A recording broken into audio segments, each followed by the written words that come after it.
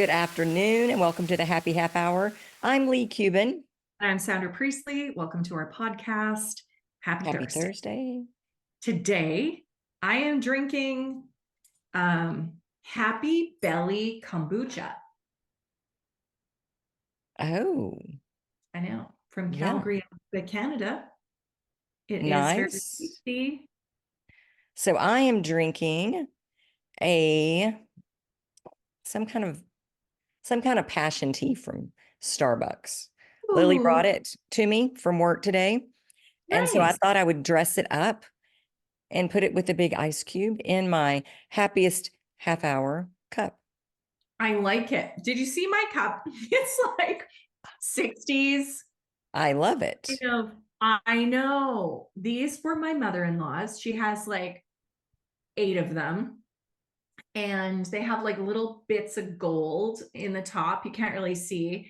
And like all these different colors, like 4 different colors. And I just think they're amazing. They're And super everyone cute. laughs at me. Everyone laughs at me, but I think they're so awesome. But they I just swear remind you drank out of those before on the show. Did I? I I think you don't might have. know. I think it's been a I just minute. love them so much. Maybe 70s, not 60s, but yeah, ish. Super cool. Anyway, Yes. tell me what's happening. Oh my gosh. Paul and I were on a date night a week or so ago, and we're sitting there chatting, and there's a big TV on the wall on this side of the room, and he keeps glancing over there, and he said, "Oh my God, look at that woman's hair." And so I glanced over and I said, she's probably from Dallas. Okay. Kind of had that Dallas look. And Mhm. I'm carrying on about dinner and we're chatting, and he keeps going back to the TV. And in my Okay. head, I'm like, I don't care.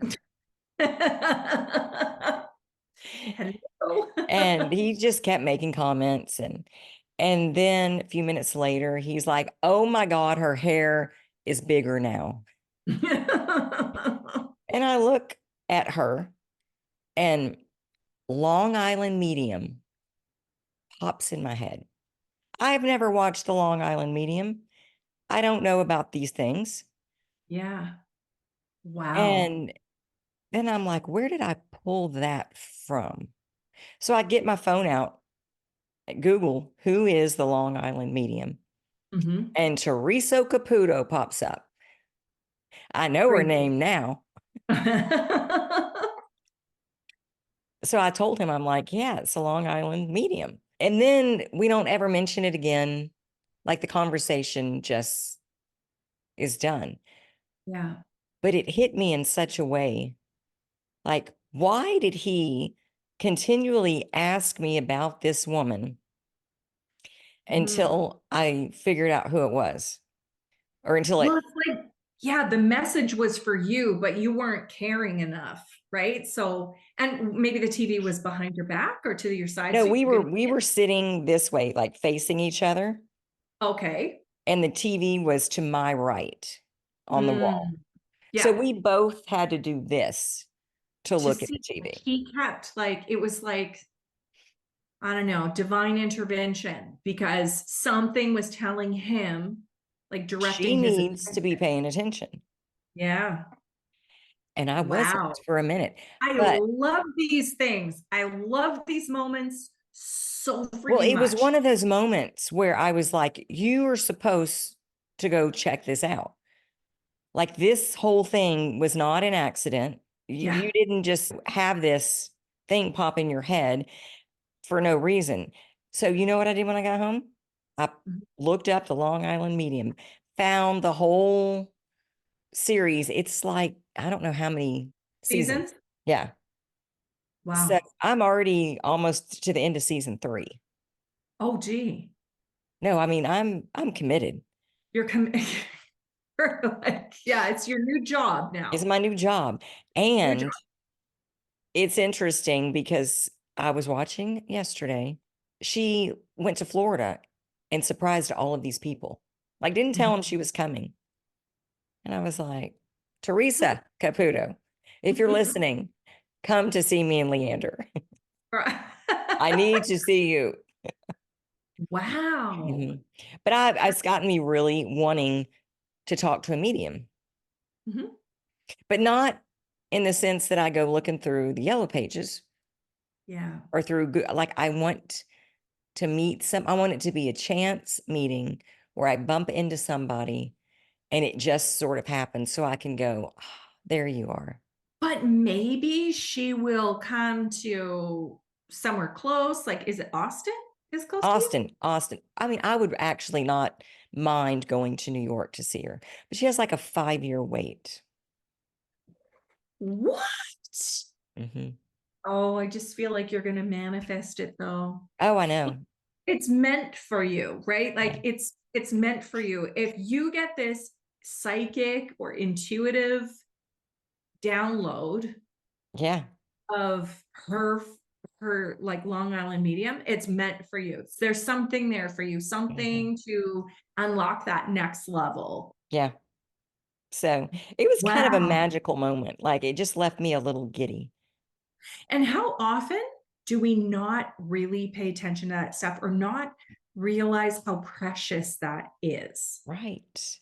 Right. Like, I think a lot of people out there don't see how precious that is. Well, and I almost missed it. Mhm. If it Yeah, wasn't for Paul keep redirecting me. But right. look at her hair. Pauline, you're missing the point, but thanks for She's the from Dallas. redirection. Did I tell you? So, in 2023, I did this journaling group, Uh-huh. and I've fallen off the journaling without the journaling group, so this isn't good. But what was interesting was while I was doing this journaling group, I was really listening to and working with a psychic medium from British Columbia. Uh-huh. And so what she had said was, we all have this capacity to speak with spirit. Mhm. And what she suggested is when you go on a walk, let's say, or it's like ask for signs to be like asked to get a sign from someone that had passed away, or you can just start writing. Like, this is my favorite thing to do. Just start writing, Dear Anita, like my friend Anita had passed, right? Uh-huh. So, Dear Anita, and then just get to the point of automatic writing. Like, just start to have a conversation with this person through journal. You would be shocked at what comes out if you just have a conversation over writing. It is wild. Okay. One of my clients in this group, her dad had just passed about 6 months prior, and she was really missing him, and she was really wanting, she was in a sort of a state of transition, and she was wanting confirmation from him. She started writing, Dear Dad. She started just like telling him what was going on with her life and where she was stuck. She said the messages that started to fly out of her pen were insane. Wow.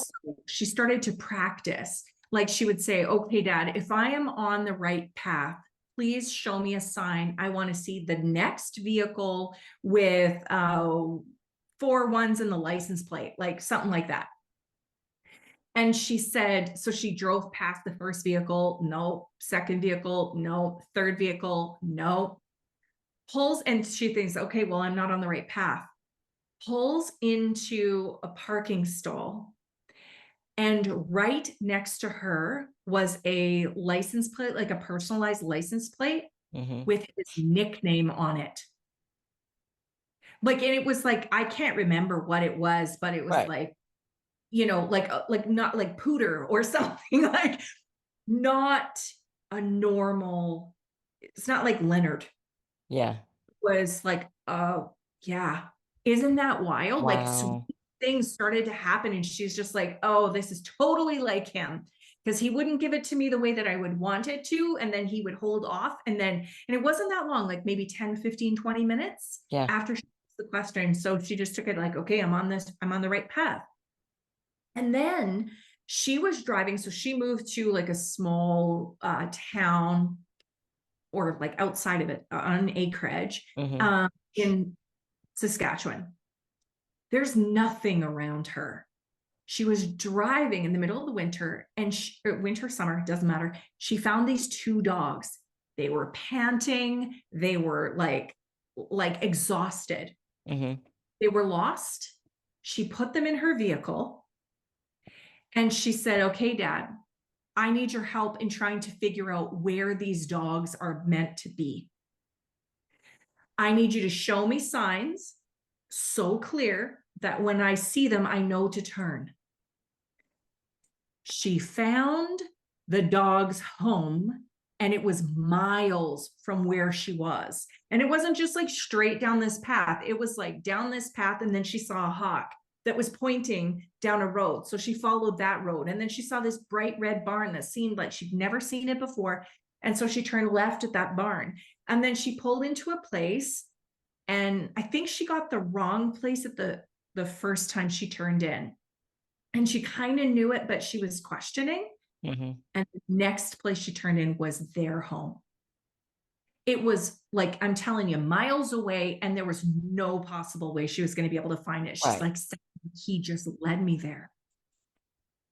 Well, Isn't when that I awesome? was little, I have to say I was about 5. My grandpa died, my mother's father. Both of my Okay. grandpas died about that same time. But when my mother's father died, we went to the funeral. We're at my grandma's house. And it might have been I might have been a little older. I don't think it was right after the funeral. I think we were actually might have even been living there. I'm in the bedroom, like in the bedroom in the middle of the house, and we had thick glass panes, and the window shades were up. And so I was going in there to shut them because I was getting ready for bed. And behind me was a closet, and the doors were slid open on the closet.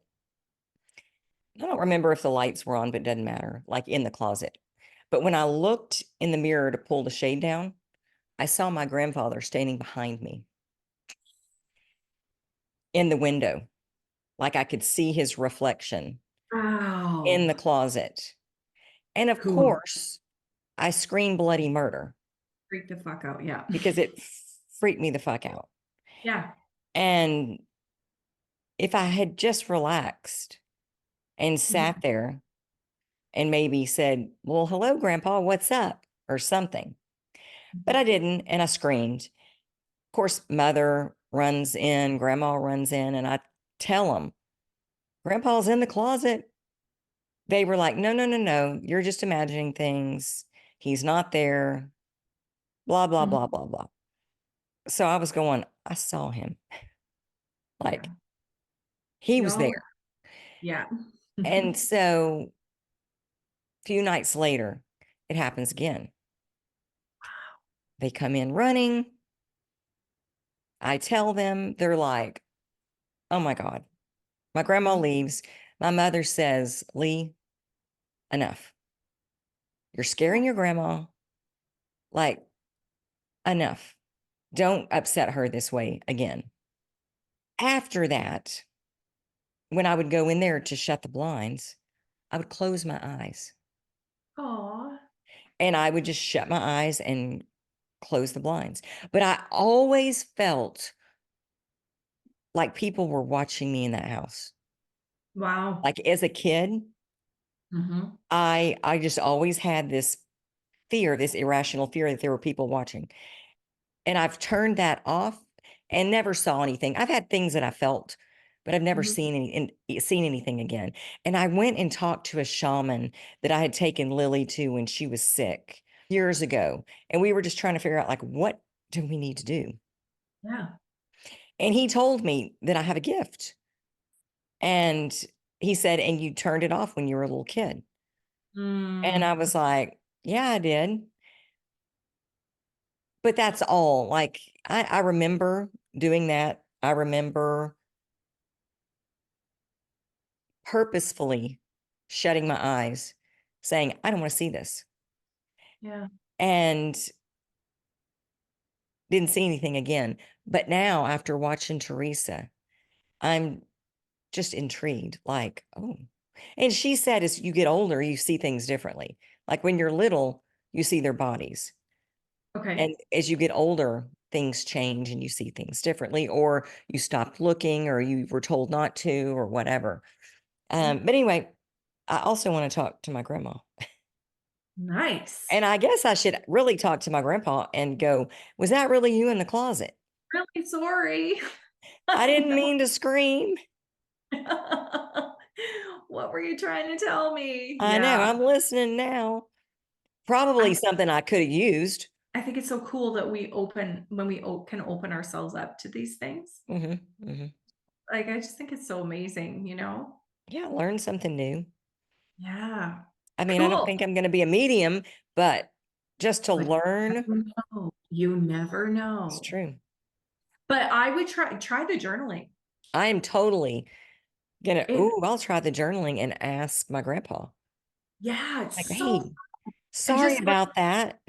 yeah, whoops. But But it's so cool because I also read one time that after the first 2 pages of journaling, your conscious thoughts start to release, and so you're a little bit more open, and you could just start to automatically journal, like on a automatic writing. subconscious level.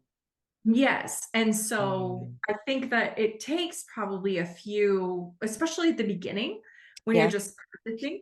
But I think that that's what she had said too. Like it took her a few pages, and then now she can just go in and go, "Dear Dad, like what the fuck?"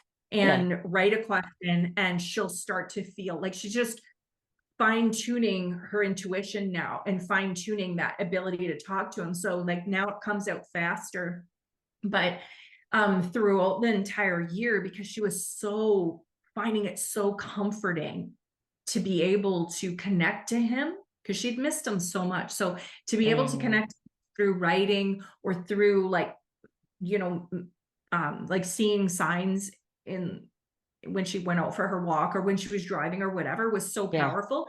yeah. And she like just talk to him every single day. Every single day she talks to him like while she's on her walk. She probably looks, you know, like there's that girl that goes mumbling to herself. But but every single day she talks to him and she just feels so close to him. And yeah, I'm excited to see what comes out of it. But you'll see when they say when you start automatically writing, Yeah. your writing changes. Like, and I know Mhm. for me, like I start to scribble to the point where I can barely read it back, but I know what I wrote. Right. But yeah, I'm excited. Oh, Okay. down the rabbit Speaking hole. Yes. speaking of journal exercises, I was listening to a podcast by Mel Robbins the other Uh-huh. day. I do not know. I think she must have shown up on my news feed or something, but Mm, I was directed to listen to this podcast. And it was just from this Sunday. And the title was The Number One Journal Exercise to Become the Person You've Always Wanted to Be. okay. And so I thought, okay, well, and like you, it was like, okay, well, I saw that don't usually see Mel Robbins podcasts. I see a lot of Mel Robbins stuff, Right. but I thought, journal exercise. I need to journal more. Let's see what she has to say. I don't Mhm. listen to Mel Robbins podcasts, but I do follow her. So I listened to this episode and it was so good. She was so real. She was talking about how her daughter was struggling. She had graduated university, Mhm. convocated from university, and she had these plans of after she graduated, she was going to go on a trip, but it was 2020. She couldn't go, or 2021, I can't remember, but she couldn't go anywhere. And she was really feeling very lost. And the world had changed and she was really struggling. She was drinking a lot every day and she was really just having a tough time. And so, and she was living with Mel at the time. And she came out. and looked at Mel, and her eyes were just red. Like she said, it just looked like she had just had a breakdown, like just crying and crying for a day. Her eyes were so red and so puffy, and she just melted down. And so she admitted to her, like, she was just really struggling. And so Mel gave her this journal exercise to do. And so she talked about this journal exercise. She said, you take a piece of paper and you draw a line down the center of the paper. And later on, when she does it for you, or with you, she says, if you don't have a piece of paper, just do it with me mentally. You can do this. Like, just do it with me mentally. I was laying in bed. I'd woken up at 3 a.m. And so I put it on. So I didn't have a piece of paper and I wasn't getting up, but I did it with her mentally. So you draw this line down the paper, and on the paper, you write happy me. Now, she doesn't explain how, but I think she means happy on the one side, like on the left side of the line, and me on the right side of the line. Yeah. And so she said, underneath the happy, she wants you to go back. It doesn't matter how many years, go back in your life and feel, when was the happiest you ever were? And when you get there, start to visualize all of the things that were present in your life when you were the happiest. So, what were you doing? Did you have a dog? What kind of shape were you in? Were you getting up at 5 a.m? Were you getting up at 8 a.m? Were you going to school? Who were you hanging out with? Like, she starts to act like, what were you doing? Did you have a job? Did you not have a job? Like, she starts to kind of frame this, like, what were you doing? And she said, it does not matter how far you have to go back. You could go back to childhood. But what I loved about it, so after you've done that, then you look at what you're doing now. Who are you now? What do you do now? And what she said was, the happy side of the page has clues to what you need on the me side of the page. So, like, sit and really think. Like she said, if you were happiest when you had a dog, get a fucking dog. Like, what can you do? What can you bring from the happy side into the me side? And what are you doing in the me side that maybe is not serving you, that you didn't have when you were happy? Yeah. How can you kind of bridge the gap and bring the good things and leave the bad things? How can you switch the two or bring them together? I was like, shit, this is phenomenal. And also, wow, when I went back in my life, what came up for me when I was the happiest was shocking. Like, it was like, oh, I wouldn't have thought that that would have been the moment that I would have chosen. You know what I mean? In my conscious, I thought, I'm pretty fucking happy now. It's going to be right now. It wasn't. I had to go back a number of years, and it was like, oh, interesting. It was how fit I was. I was extremely fit at that time, and I felt like very healthy and muscular, strong, like I could do anything. And so I thought, shit, okay, what do I need to do? How do I bring that happy part of me into, like, how can I do that? And I thought, okay, well, I'm already doing that. Like, I'm implementing practices now that I had before, but it was the process of realizing it felt powerful. I can't even tell you, like, the process of realizing, wait, that's how I felt then. Now I'm bringing this into my life. Let's fucking go. Yeah. And you've got to feel it now, though. Can't wait till you get there. Yes, for sure. Now, what was also interesting at the end of the podcast, what she said was, you might go back and think, I never felt happy. Which is sad, right? But some people really are in that space. Yeah. maybe they had a traumatic childhood and everything has kind of just been overshadowed by like that. And what she said was, there's still gold in that. There's still good information in that. Because if you can go back and you can see all of these things that were not serving me, how can you take that gold, that information, and shift it somehow Yeah. so that you can move like even a little bit towards happy, right? Mm-hmm. How can you remove it? And I just thought, wow, like how simple and how awesome. Yeah. Wow. Yeah. It was like, and It is the little things that we do just to shift our focus yeah, and to make us aware right. of what we want. Totally. And I mean, I don't even agree if it was the dog that made you happy, it wasn't the dog that made you happy. You get a Mhm. dog now trying to replace it, you're probably going to get a little asshole dog that will make you crazy. But it's looking at that feeling and trying to capture that. What does that feel like? Yeah. And I mean, you don't necessarily have to get a dog, but I think just the awareness of the fact that you were there, Hmm. you can bring things into your life that make you feel good now, even if it's in your thoughts, even if it's Right. like, Oh, oh, but I used started to there. feel this, right? Hmm. But I think sometimes we have like muscle memory. Yeah. So a lot of people can't just go, but what do I want?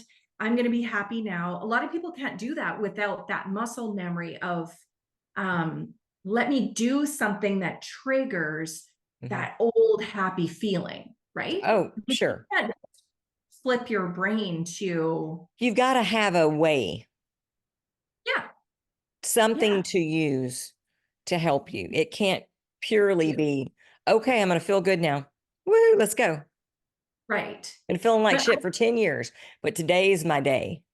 yeah, even, like we wear these worthy wands, Hmm. and every single time, it has intention in it, right? Like, and every single time I touch it all the time. And every single time it's like, okay, worthy, worthy enough. Yep, worthy enough.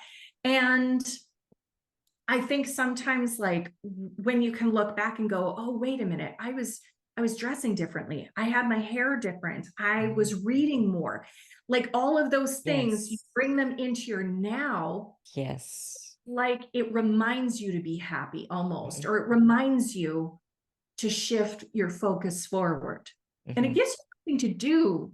Like, you know Well, what yeah, I you mean? feel like you're doing something, Yeah. moving you in the direction. I don't know that I told you, but I upgraded this. Oh, did you get a gold one or did you get the worthy love one or what did you get? I got badass goddess. Oh, I did And not know she had badass goddess. and Lily, I moved that over to her. I said, "Do you want to wear this?" Because I have passed some things down to her unintentionally, Yeah. Okay. and she always loved it. Nice. And it's funny because Easton, he knows. And so he would always, as a little baby, he would grab mine and go, worthy and enough. Like Aw. he Yeah. just, every time, because he asked what it was. So I told him when I gave that one to Lily and got this one, he's like, well, what is that? And I'm like, badass goddess. So he is like, is that badass goddess? Aw. Okay, I need to get that one now. Okay. But we're out of time. All right. Thank you for this, Sandra. This is great. And thank you guys for joining us. We'll see you next Thursday on the Happy Half Hour. Bye. Bye.